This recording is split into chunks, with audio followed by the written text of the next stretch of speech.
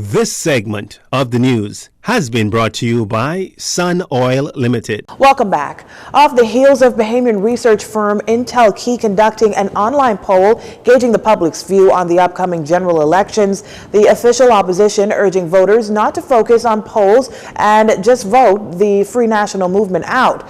In a statement released by the chairman of the Progressive Liberal Party, Senator Fred Mitchell, he contends that the poll is a, quote, last-ditch and, quote, desperate effort to hold on to power. Senator Fred Mitchell encourages all PLP supporters and all voters who want Dr. Minnis out to vote them out. 2,502 individuals participated in the poll, where they asked how they would feel if the mentioned candidate, that's Dr. Minnis or opposition leader Philip Davis, was elected and became Prime Minister of the Bahamas. They chose between four options. That's excited, optimistic, concerned, and scared. When it came to how participants would feel about leader of the opposition Philip Davis becoming Prime Minister, 12% of participants said they'd be excited if Mr. Davis became Prime Minister. 18% would be optimistic, and 26% would be concerned, and a whopping 44% said they'd be scared. Meantime, the Progressive Liberal Party signing a memorandum of understanding with the Trade Union Congress and the National Congress of Trade Unions Bahamas on Wednesday. The MOU stating that the PLP will commit to fulfilling a number of key labor matters outlined by the labor movement if the PLP is elected in the next general elections. During a press conference at the Bahamas Communications and Public Officers Union Hall on Farrington Road, PLP leader Philip Davis says the labor challenges in the country are unprecedented. We have committed ourselves to looking into and solving those issues for the benefit of the common good.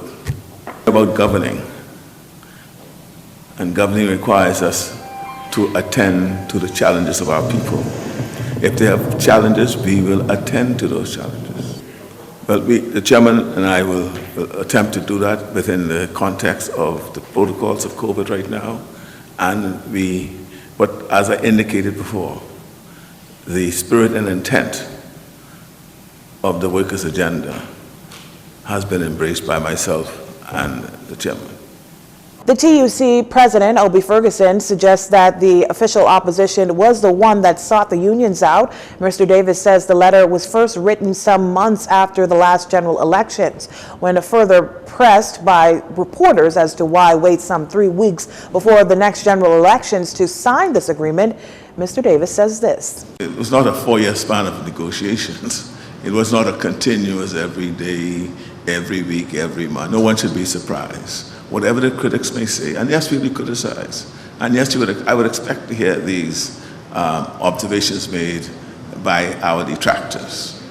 But the truth of the matter is that the unions and their leaders were hopeful because of the representations that were made to them before the last election. NCTUB President Bernard Evans notes that this signing is historic as the unions stand by history as in the 1970s, the union signed a MOU with the PLP which ushered in a new modern Bahamas. So we know our history. The landscape has changed. We are the vanguards, the union are the vanguards for labor in this country. And for those members of the press, if you get anything at all other than what I'm saying and what we expect from the leader, what Obie has said, I want you to get this much. Unions need to be recognized for what it is that we really do and what we mean to this country. Unions have negotiated and forced in the modern Bahamas what we call the middle class. Reporters spoke to the Bahamas Nurses Union President Amanda Williams, who says it's a new day when someone has a plan for them better than the plan they had before. Is this the beginning of the respect? Then hell, why can't we embrace the respect for our people, our nation? And that don't mean, that's mean the bus driver, the garbage man, the nurse auxiliary, the registered nurse, all workers in the Commonwealth of the Bahamas can have the opportunity to speak freely and be heard. We have not had that opportunity to speak freely and heard by the government that is in now. So we welcome anybody with the workers' agenda to read. Mr. Davis contends that the labor movement has determined the political direction of every administration in the history of the country's democracy. Well, with that said, 9 trade unions in a press statement today say they were not involved in the signing of that memorandum of understanding with the Progressive Liberal Party yesterday. In fact, they've never seen the document, neither are they aware of the contents of the MOU. Additionally, they say that the document has never been tabled, discussed, or ratified by the National Congress of Trade Unions Bahamas. The unions listed in the press statement include the Airport, Airline, and Allied Workers Union, the Bahamas Airline Pilots Association, the Bahamas Commercial Stores and Warehouse Union, the Bahamas Financial Services Union, the Bahamas Hotel Catering and Allied Workers Union, the Bahamas Musician and Entertainers Union, the Bahamas Public Services Union, and the Bahamas Union of Teachers, and the Union of Public Officers. The statement goes on to say that the NCTUB has only met twice since January 2020. That said, the purported signing is not on behalf of the majority of the affiliates of the NCTUB. They say they're disappointed that the NCTUB president, Bernard Evans, who openly announced more than 2 months ago that he was quitting the labor movement without informing affiliates, is making a mockery of the NCTUB. The affiliates say they have no confidence in President Evans, and for several months they've been asking him to resign. The statement says that the disingenuous action of a purported signing on their behalf is the straw that has broken the camel's back. This is in contravention of their constitution, and they refuse to stand idly by and allow members to be used as pawns. The affiliates say they would like to reassure the members of the various unions that they are committed to continue to serve them and they're not involved in pushing anyone's personal agenda. Police on the island of New Providence are investigating a shooting incident that leaves 1 male dead. Shortly before 5 p.m. today, police received calls of a shooting incident that occurred on Quintine Alley off Wolf Road.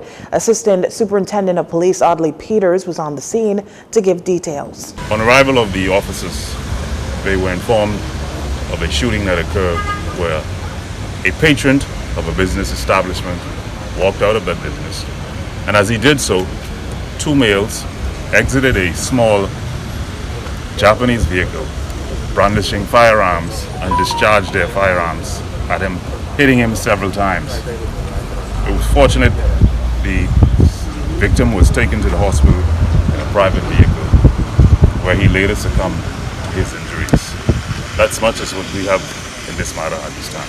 In other crime news, police are investigating a shooting incident here on New Providence that leaves a man in hospital nursing injuries. Police say that sometime after 6 p.m., they were informed of a shooting on Williams Lane and Cowpen Road. Officers responded, and on their arrival, initial investigations revealed that 2 males had stopped at a residence to visit a friend when a short time later, a lone gunman approached them and discharged a weapon in their direction. One of the men was injured. He was transported to the hospital in a private vehicle and is listed in stable condition. Investigations into this matter continues. You're watching JCN News. Stay with us. This segment of the news is brought to you by Sun Oil Limited.